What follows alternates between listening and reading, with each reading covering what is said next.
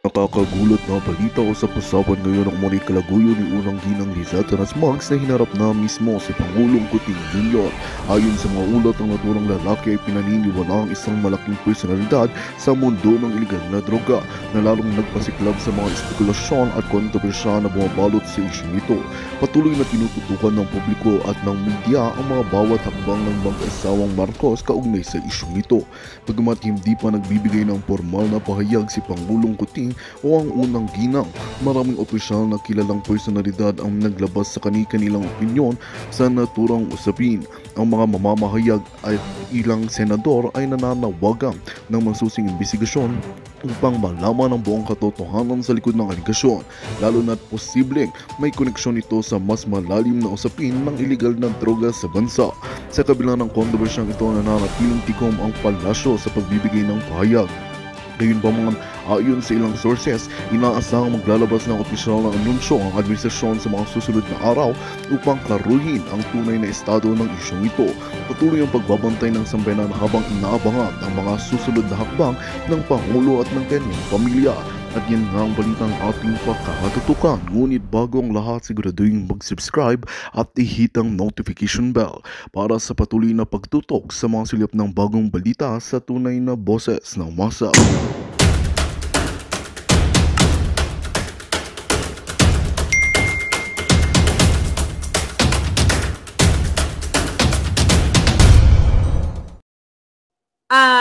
Makipag-usap kayo sa mga Pilipino na gano'n kasi baka kasi may magandang opportunity. Pero pag may malaki ng involved na pera, okay I have a story again. Pag may malaki ng involved na pera na magbayad ka ng ganito, ng ganyan, ano na yan, red flag na yan. Huwag ninyong pasukin yan. Okay? Huwag ninyong pasukin yan, mga palangga. I'll tell you a story before ako nag-Amerika. You want another story of my life?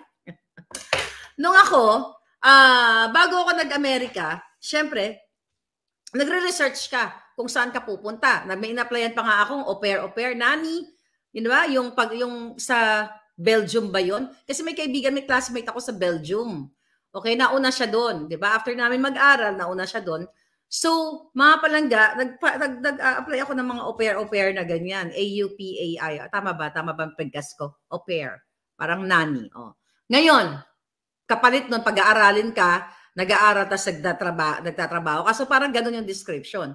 So eto na, nag-apply ako bago ako no placement fee dapat, sabi ni Romeo. So nag-apply ako ng bonggang-bongga bago ako mag-Jamaica. Aba, ang sabi sa akin ng Jutang Jinina, meron na raw akong ticket. Ano ako tanga? Sabi sa akin, meron na raw akong ticket sa aeroplano, meron na raw akong trabaho, magbabayad na daw ako. Sabi ko ganun, asan yung visa ko? Hindi mo, kumbaga, actually, nag-send ako palangga ng aking information.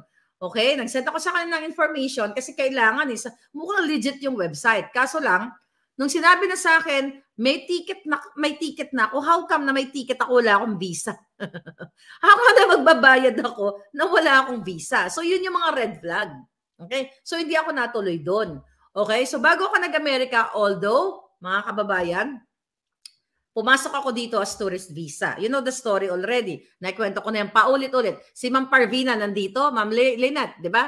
Andyan ka. So, paulit-ulit ko lang kinuwento dahil sabi ko nga, take one lang ako sa US visa. February, hindi ko makalimutan. January, pumunta ako ng Hong Kong, China, Macau para makapagpatatak ng bongga-bongga passport. Then, pagdating ng February 25 yun. February 25, akala ko,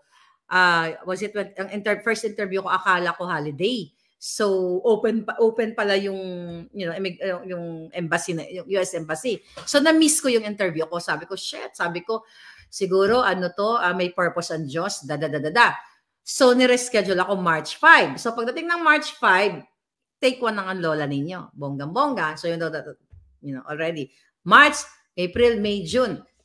So, pagdating ng June, okay, lumipad na ako ng bonggang-bongga. Pero prior to that, may mga nakausap ako. Okay? May nakausap akong Pilipino from Ohio kasi di ba ang land ko is Los Angeles, kaagad ng bonggang-bongga.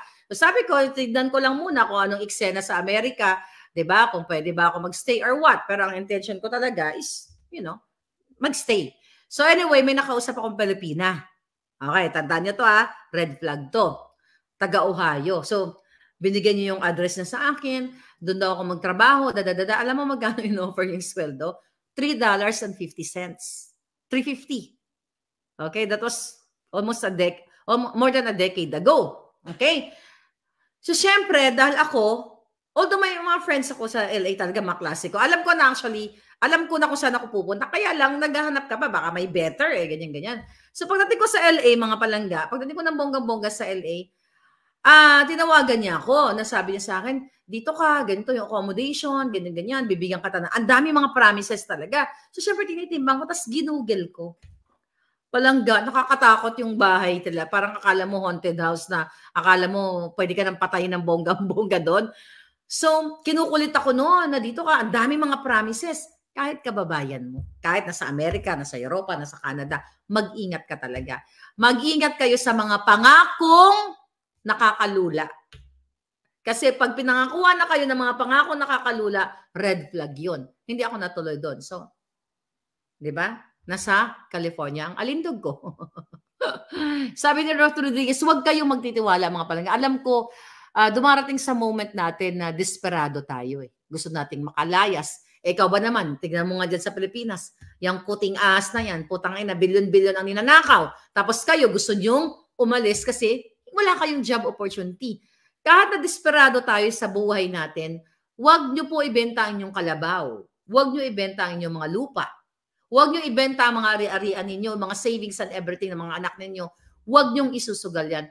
Kasi kung totoo yan, eto lalo na mga kababayan natin, kung totoo yan, natutulungan ka, na makaahon ka, hindi ka sisingilin ng mahal. Diba? Kasi kung ako, let's say for example, sasabihin ko sa'yo, Kane, o Kane. Okay? Pag sinabi ko sa'yo, eto may trabaho ka dito, ganyan, may kakilala ako. Posible kasi yun na may kakilala ako na ganito na ganyan. Pwedeng ayusin yung papers mo. Maraming ganon. Pero sa Amerika, medyo mahirap, mga palangga. You know? But just for the heck of the conversation, ilalatag ko sa'yo. Ito Kane, tutulungan kita Ito kakilala ko si Mrs. Smith, kunyari. Transparent. Kung kailangan mo bayaran yung ganito, ganyan, mga processing, transparent. Pero palangga, pag hiningin ka na, kailangan mo muna magbayad ng ganito. Yung ticket, red flag yun. Huwag ka magbabayad ng ticket mo na wala kang visa.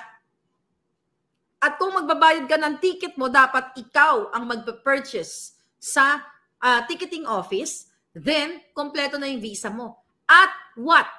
Irereklamo mo sila. I'll tell you another story about this. Kasi OFW to Okay. Yung jowa ko ng bonggang-bongga. Okay? Na-jowa ko pa rin. Ang jowa ko ng bonggang, nasa Pilipinas kami, binigyan ko siya ng tanning. Okay? Sa kahirapan ng buhay, di ba? Sabi ko sa kanya, pag hindi ka nag-abroad, goodbye ka na. Sorry ka na lang, maghiwalay na tayo. Lumalaki ni mga, hindi, pero totoo to. That's me. Sabi ko, gano'n ang buhay natin sa Pilipinas. Kahit ako, yung mga hiras ko dito, upod-upod na. Ito pa rin ang buhay natin. I think kailangan natin mag-abroad. Isa sa atin. Okay? So, siya ang nauna. Papuntang Malaysia ang lolo mo. Okay? Ang offer, during that time, I think 30,000 pesos ang sweldo niya. Okay? Sa company na pinasukan niya. Palangga, nagbigay kami ng kung di ako nagkakamali, 1 month actually 1 month, 25,000 siguro. Yung binigay niya dun sa agency, sa Cubao yon. Jutang Genemes, 1 taon na hindi nakakaalis yung jowa ko. Okay? Sabi ko, ano ba yan? Busy kami. May business kami during that time. Maliit lang naman na negosyo. Busy ako.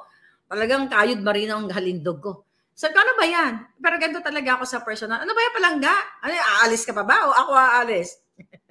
Ganon talaga. Siga ako Ano ba yung ina-applyan mo? Sabi ko, baka naloloko ka na dyan. Ganito, ganyan. Siyempre, pag marami kang ginagawa, hindi mo naman natututukan yung jowa mo na kung ano. Siyempre, kanya-kanya kayo, di ba? Nagkakwentuhan kayo habang chuchuchakan.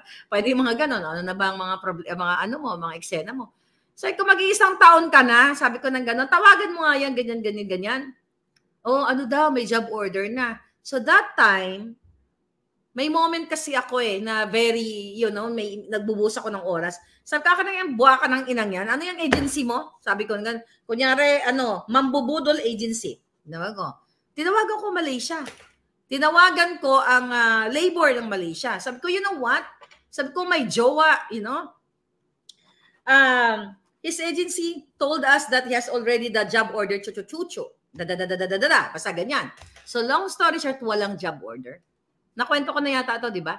Walang job order, so lusob kami ng bonggang-bongga doon sa agency sa Cubao. Di pinuntahan ko ng bonggang-bongga. Binigyan ko ng ultimatum. Kausap ko Vice President na mukhang sindikato talaga. Tapos ayaw niya ibigay pera kasi, ayoko nang lahat ang mga eksena. Pero sabi ko, pag hindi mo isunole ang pera namin, kasi pera ko yan. Sabi niya, bakit daw ang bunganga ko daw hindi makontrol? Hindi naman daw ako aplikante. Wala kang pakialam sa bunganga ko. Isoli mo ang pera mo. Or gusto mo, wala pang social media nun palangga. Gusto mo mag-media tayo? Gusto mo, isigaw ko to sa buong mundo ang panloloko ninyo? Tapos naka-alarma ang gwardiya. Sabi ko, Manong, huwag ka makialam dito. Sabi ko na gano'n. Yung gwardiya, huwag ka makialam dito, Manong. Madadamay ka dito. Sabi ko, yung amo mo, manloloko. Eto, sabi ko, ng 1 taon na nag-apply, sinabi, ganito, ganyan, binuloko yun. Dinala namin yun sa SEC. Kasi ba may bond yan, yung mga agency na yan. Dinala namin ang problema sa Security and Exchange Commission. Nireklamo namin ng bonggang-bongga yan. Alam nyo naman sa Pilipinas, putang ng kaso, pabalik-balik. So we decided na hindi na namin natuloy. Pero nabawi namin yung pera. Ang daming issue ko sa buhay, mga palangga. Do you think kayo lang may issue sa buhay? Yun. Another story, may cousin. Domestic helper ang kanyang inaplayan. Papuntang Hong Kong something ba yun? Okay? Kababayan niya mismo, kapitbahay niya yata ang nag-recruit sa kanya. I think distant relative pa yata namin. Niloko, di ba? Niloko. Hong Kong lang yun pupunta. Ang dami mga kachuchucho. Ayoko na ikwento lahat, pero dahil sa alindog ko, nalaman ko, imagine ito pinagbabayad, bigla ko naalala, pinagbabayad siya, Cubao din yun, green something evergreen, yung pangalan ng agency, o biglang pumasok sa isip ko. Yung pinsan ko, tumira sa amin, kasi pupunta daw ng Hong Kong, alam ko, sabi ko, pinsan, alam ko na gusto mo makaahon sa buhay, pero i-check natin yung agency. Baka mamaya, kapikipikyan. Imagine mo, domestic helper lang aapalayan niya, i-training daw siya sa Mount Hibok-Hibok, somewhere in Rodriguez Rizal, basta may mga bundok-bundok doon. Tapos hindi siya pwedeng tawagan kasi doon makakaistorbo. Magluluto ka lang, maglilinis ka lang ng bahay. Diba? I-train ka ng ganyan, hindi ka pwedeng tawagan. Doon palang red flag na. So yung pinsan ko, dahil gusto niya talaga makaalis, sabi ko, concern lang ako. So meron siyang, pinagbentahan pa yata ng auntie ko yun, ng mga kalabaw nila. So 30,000 pesos din yon, 20 or 30, basta whatever amount, basta mga ganun. Kailangan ibigay as what? Placement fee. Sabi ko sa kanya, kasi walang account yung pinsan ko, I have business account during that time, business person. So, ngayon sabi ko sa pinsan ko, ganito na lang, para maging safe ang pera mo, ganito. Ibigay mo sa akin yung pera mo, sabi ko, i-deposit natin sa business account ko, then i-issuean ko ng check, yung jotang jini ng agency na yan. Sabi ko gano'n sa kanya. Isyanan, kasama ako, karay-karay ko siya. Ay, eto na. Nasa agency na kami. Ay, ako po si Maharlika. O, ganyan. Ako po ay pinsan ni ganito. Pinsan ko po yun. Ganyan. Sabi ko, magbabayad na po kami ng placement fee. Siyempre, bait-baitan ako sa una. Gano'n naman ako Nagbibigay tayo ng respect. Mabait ka kunyari. Kapag pag binaboy ka na, tsaka mo buboljakin. Sabi ko gano'n. Sabi ko, magbabayad na po yung pinsan ko po kasi ito, gagamitin ko na lang po yung cheque ko. Alam mo, sabi ng hinayupak, tandang-tanda ko to mga palangga. Hindi kami tumatanggap ng cheque, ganyan. Kasi ganyan, dapat cash daw. Ay, nagpantig ang lahat ng dugo ko umakyat sa ulo.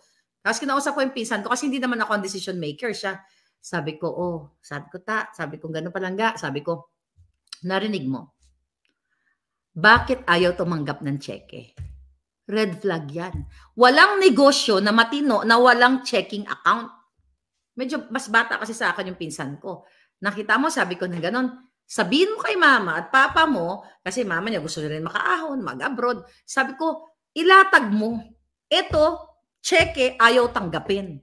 Imagine mo, ang problema, ang isa lang ang issue natin, humaba ito. Pero kasi true story ito, mga palangga. Sabi ko, ay hindi sa ayaw kitang makaalis.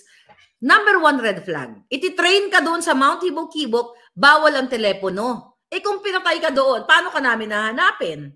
Okay. Nakapag-aral tong pinsan ko, ha? Nakapag-aral, nakapag-kolehiyo ito. Vocational course siya nung time na yun, nakagraduate naman ng lola mo. So, pangalawa, ayaw tanggapin yung cheque natin. May pondo naman yan. Nakita mo naman, kako, dineposito natin yung pera, ayaw tanggapin, wala daw siyang checking account. Sabi ko, nakapag-aral ka. Open your neurons, palangga. Explain to your parents na ito yon. To cut the long story short, mga kababayan, di ba? Nakwento mo na yan, sabi ni Ma'am Parvina. So, I'm telling the truth here. Kasi real life story to, hindi mo pwedeng i-invento to. Ayan, si Ma'am Lynette, alam na alam niya. So, yun na nga, palangga. Hindi siya natuloy sa Hong Kong. True enough, mga manloloko. See, red flag yan. Tandaan nyo, mga OFW. Kayo, mga nangangarap. Kahit desperado tayo, huwag tayo lalong magkapadesperado. Kasi once na ibigay mo ng pera, wala nang balikan. Kapag sinabing magbayad ka ng cash, red flag agad yun. Dapat may paper trail. Kung mayroon kang kaibigan, dito kasi sa Amerika, or manager's check. Alam nyo ba yan? Pwede kang pumunta sa bangko, bumili ka ng manager's check. Diba? Para lang may ebidensya ka, huwag ka magbayad ng cash. Tandaan nyo to. Pagdating sa business transaction, kahit sa Pilipinas, diba, kung gusto mo may paper trail at may habol ka, lagi kang maging sigurista. Huwag kang bigay ng bigay. Binenta mo yung kalabaw mo, tapos ibibigay mo lang ng cash na ganyan. Kaya yung pinsan kong yun, nailigtas ko siya sa kapakanan. Yeah, manager's check, Commander Aguila. Pag cash talo ka, totoo yun. Imagine mo, binigyan ko siya ng check, yung hayop na yun, Evergreen something yun, yung pangalan ng agency. Ayaw niya magtanggap. Sabi ko, mga manloloko. Diba? Yun mga battle ko. Kasi katulad nyo rin ako, na nangarap, desperado sa Pilipinas, na sa jutang ginin ng puwakang genemis ng mga magdanakaw sa gobyerno. So gusto ko makatakas sa kahirapan. So imagine mo, gusto natin makatakas sa kahirapan, tapos mismo yung nasa Pilipinas, gusto na tayong pagkakitaan. Kung binayad ng pinsan ko, ano yun, di umiyak-iyak siya. Kasi true enough, yung mga sumunod doon, naloko talaga. Wag na wag kayong magbayad ng cash. Kahit wala kang business, wala kang checking account, or wala kang bank account, pwede kang pumunta sa bangko. Diba? Humingi kayang managers, magtanong lang kayo. Dapat kasi sa atin, maging, tayo, madiskarte sa buhay. Huwag kayo mahiya. Yan ang problema sa atin, kapag hindi ka napag-aral, galing ka sa probinsya, nahuya ako, kasi gusnay yung beauty ko. Pag pumunta ka sa bangko, parang akala mo, tataas nila. Ganun kasi sa atin, naka-uniforme ka lang, nakapang sales lady na pang-uniforme o sa bangko. Ang iba kasi ang taas ng tingin sa sarili nila na parang ikaw, gusnay-gusnay ang damit mo, galing ka ng probinsya. Ang tingin sa'yo hindi ko nila lahat. Ang tingin sa'yo ni sales lady, dahil parang may daldala kang mga bayong, parang isa kang mababang uri. Tingin sa'yo ng mga banker, isa kang mababang uri. Baguhin nyo yan, banker kayo, o whoever you are, baguhin nyo yung treatment nyo sa tao. Kasi kitang-kita ko yan nung ako'y nandiyan. Kaya nga pinagbobolja ko yung mga yan. Pinag-aaway ko yung mga yan kapag nakikita ko. Tuloy na balita natin, Nyeta. Buhay ko na to, Pero kasi learning yon mga palangga. Imagine nyo, pinag-uusapan na natin, DMW. Ito na lang tayo, artista naman. Another scam ito. Okay. Sherilyn Reyes na swindle ng 35 million. Hindi pa fully paid hanggang ngayon. Alam mo, kilala niyo si Sherilyn Reyes? Artista siya, nagbebenta ng mga bag. Alam mo, nung siya ay kainitan, nag-inquire yata ako sa kanya. Wala lang, nag-inquire lang ako, pero wala naman akong pambili. Gusto ko lang makimarites. Gusto ko malaman kung magkano yung mga bag. Yes, kilala niyo yan, so na-swindler siya. Okay, ito. Na-swindle ang lola mo. Okay, namulubi ng 5 taon daw. So, itong malupit. 35 million. Halos 5 taon na nung na-swindle si Sherilyn Reyes, pero hindi pa rin niya bayad sa mga investors and client niya.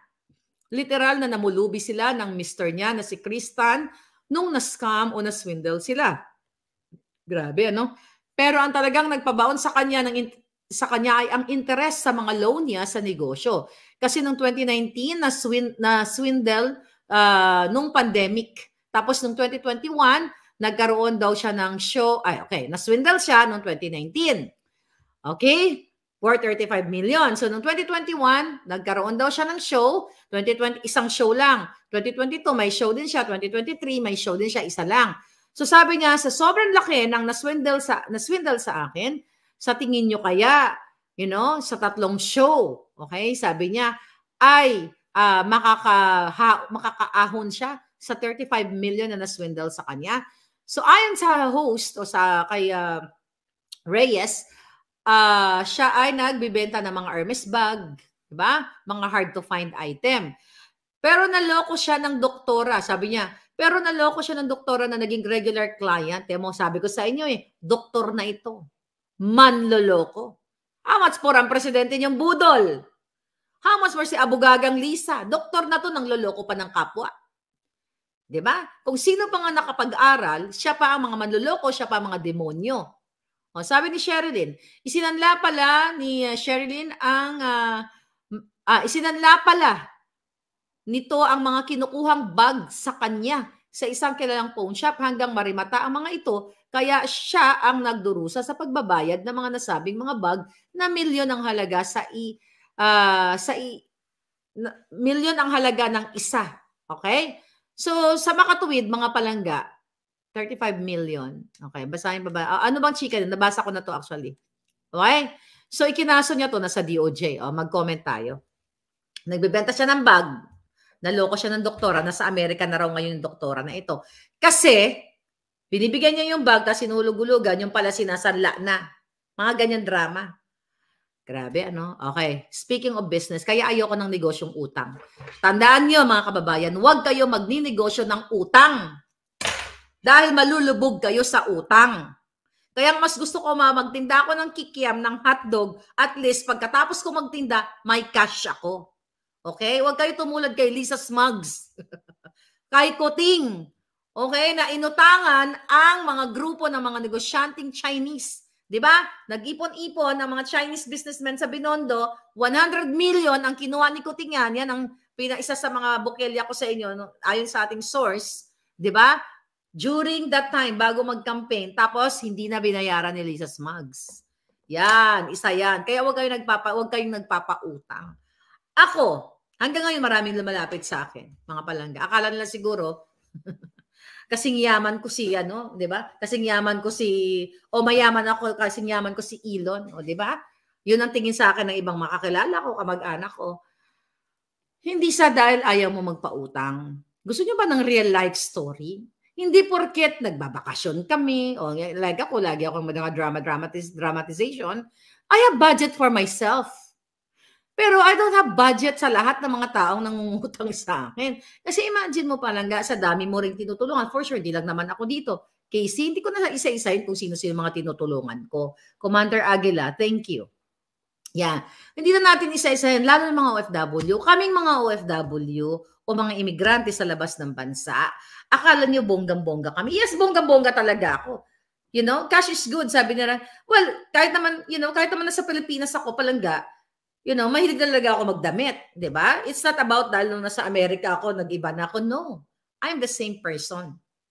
Kahit na ang damit ko ay divisoria lang o 3-10 lang ang damit ko, kaya kong i-carry ng bonggang-bongga yan. At magmukha ako ng bonggang-bongga. Hindi porket nag-damit ka or nagdrama ka, ano ba pinag-uusapan natin? Okay? Nagdamit ka, na ganyan ka, may ano ka na, mahirap ka na. Magmukha ka mahirap, magmukha kang gusnay-gusnay. No. Dress, di ba? Sabi nga, dress to success. Okay, balik tayo. Kaming mga OFW, kaming mga nasa ibang bansa, once na mangutang kayo, pag sinabi namin wala kaming pera, wala talaga kaming pera. Kasi, alam mo kung isa-isahin namin yung mga bills, baka hindi nyo kayanin. Lalo na dito actually hindi exemption sa Amerika, sa Japan, o sa Asia. Kasi pare-pareho lang naman tayo nagbabayad ng bills. It's the same thing sa Pilipinas. Bayad ka ng bahay, bayad ka ng kotse, insurance. Pati bunganga ako may insurance. True. Di ba dito? Insurance, kotse, home insurance. Tangay na mga insurance yan sa Amerika. Health insurance, life insurance. Yung kachika ko nga, naku, parang yung insurance ko, na-delay ako, mag-ganon-ganon. Bunganga insurance. Lahat insurance. Di ba? Lahat hirap na hirap kami. So, Kung ako, may nanghihingi sa akin, hindi na ako nagpapautang. Kasi unang-una wala akong may pautang sa inyo. If I will give you something, $50, hindi ko na yan babawin, bigay ko na yan. Like yung Junakis ko. Sabi niya, mama, si ganito, si ganyan, yung kaklase niya, ganun-ganun. Sabi niya, ito, true story. Sabi ng anak ko, ma, si ganito, si ganyan, nanghihingi. Akala naman nila, ang dami kong pera, ganun-ganun. Sabi niya, binigyan ko na siya dati. May sakit daw, si ganito, ganyan. Sabi ko, sino ba yan? Di kilala ko. Sige, ako na magbibigay. Ako na bahala dyan. Ganyan-ganyan. So, yung mga Junakis namin pinapasa sa akin, sabi ko, tama na. Nabigyan ko na yan dati. Nakatatlong bigay na ako dyan. Kasi mama, may ganito daw, ganyan. Sige na, ayan, $50. Sige, pag maganda mood ko, $100. Mga ganyan. Hindi yan utang, bigay ko na yan. Wala kami may papautang na $500, $1,000, $50,000. Wala kaming ganyang pera. Kung may pera man kami, pagpasok ng pera, labas ka agad sa namin, bills. Yeah. Kung may investment man, na ibebenta ko na. Yes, may investment kami, pero yung investment, like yung retirement namin, palangga, kailangan ba ubusin namin yan para ibigay namin? May friend ako, nag-invest siya, katulad kami, meron siyang stocks, nag-stock siya mga palangga.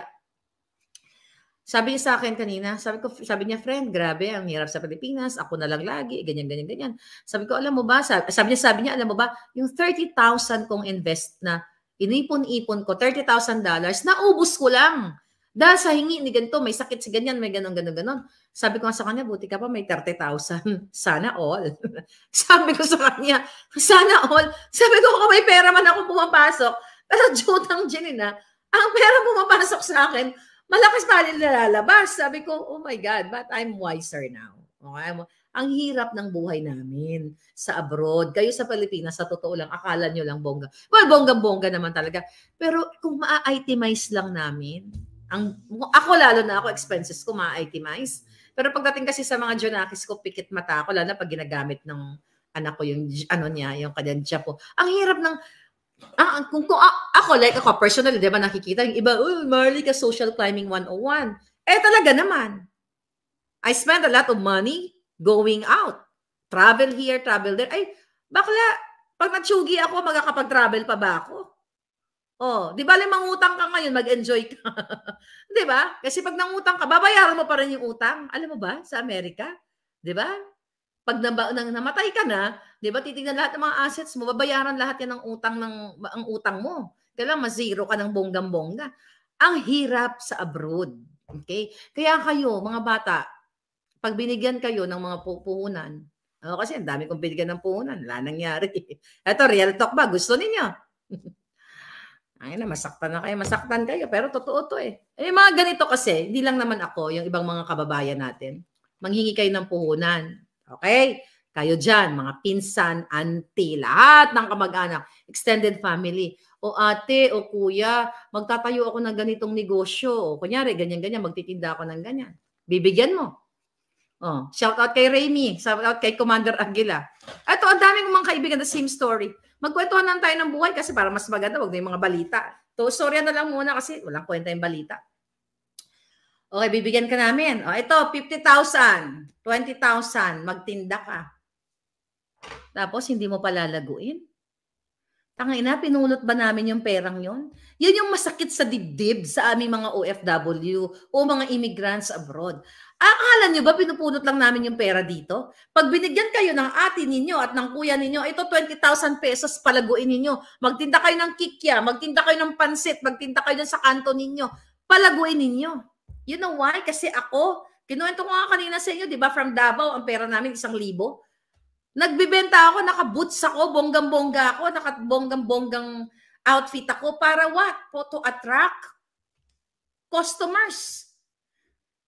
Dalawa ng Junakis ko noon sa kahirapan ng buhay sa Pilipinas. I love this story right now. Okay. Sabi ko, paano tayo makakabayad ng apartment?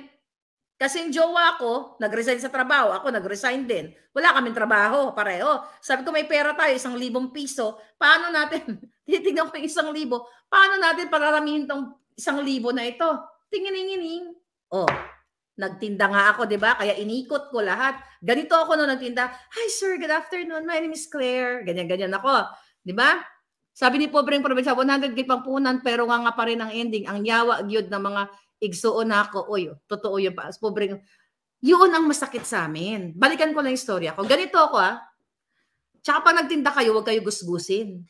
Okay? Huwag yung sabihin na sa atin kasi yung yung mga mentality sa Pilipinas, ganito yan. Nag-outfit siya. Akala mo naman mayaman. Naka-ano siya. Ganon sa atin. Huwag kayong ganyan. Kung nag-outfit ang kapitbahay nyo, nagbuka siyang astang mayaman ng datingan, huwag mo silang pakialaman. Kasi ako nagtinda ako, naka-boots ako. I remember, may isa ako napuntahan na company, hindi ko na pangalanan, government agency sa Quezon City. Diba? Baka matandaan nila ako. Baka matandaan nila ako. Pumasok ko, ito, real life story. Naka-boots ako, bongga-bongga ang outfit ko. Kung ano ang outfit ko ngayon, ganito na talaga ako. Kahit Divisoria man ang outfit ko o Green Hills or whatever. Diba? Tangay na. Nasa nagdadala lang yan. Nakabota ako. Hi sir, good afternoon. My name is Claire po. Diyan lang po ako sir. Sabi ko, ganito ako talaga. Diyan lang po ako sir. Sabi ko, diyan po ako nakatira.